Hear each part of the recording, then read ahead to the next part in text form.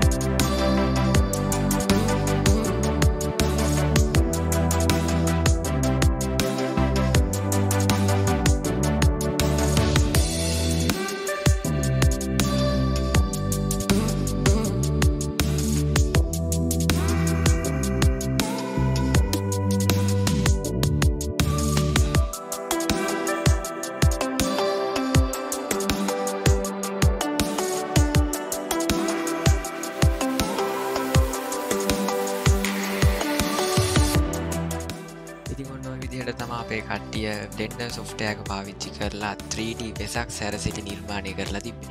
ඉතින් මේ විදිහට ඕගොල්ලොන්ට 3D animation ඉගෙන ගන්න අපි දිගටම අපේ channel එකත් එක්ක එකතු වෙලා ඉන්න.